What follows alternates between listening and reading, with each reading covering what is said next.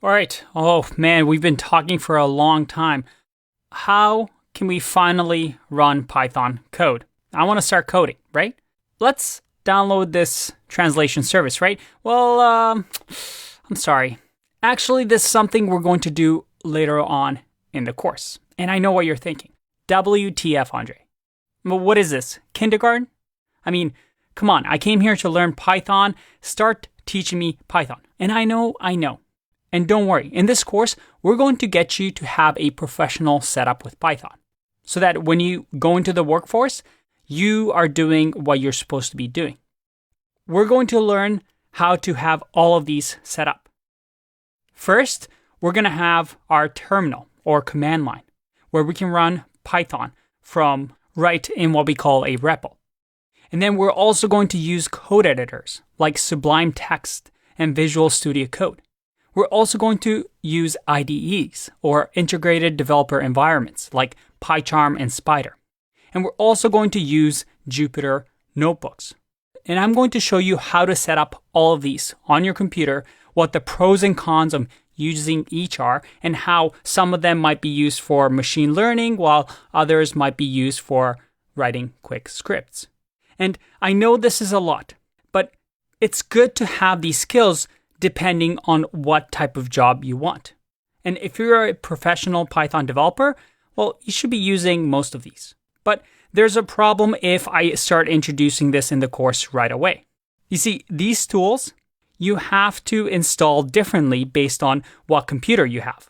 So if you're using a Mac, a Windows, a Linux, maybe you're using a mobile phone. Because we want to get started right away and write some code instead of worrying about installations and making sure that your computer is all set up, I want to make sure that all of us can get started right away, no matter what device you're on. Now, if you're really keen, head on over to the section where I show you how to install all these on all of your devices so that you have it set up, and you can come back to this section. But I warn you, it's easy to run into problems and get confused when installing these tools. So I recommend sticking with what I'm about to show you, and I promise we will get you this professional setup. No other course is going to teach you all these things. But before I dive into these, we need to learn, we need to be able to just have fun and write some code. So what is this trick that I keep mentioning where we don't have to install any of these and still run Python? It's called REPL. You see, instead of us having to download this, we can go to repl.it. And when you go here, you'll get a login screen. Now, I recommend creating an account on here because, trust me, it's going to be very useful. It's one of my favorite tools. And it allows you to save Python files just online. For example, once you log in and create an account, you can just create a new REPL, choose the language that you want to use. In our case, we want to choose Python. We can name our REPL. So we can just call it hey, and we can just create our REPL and check it out. Right away, we have, without ever downloading this Python translation service, we can actually start writing Python right here in our browsers. And this is going to work for anybody that has an internet connection and a browser because this interpreter just runs automatically here.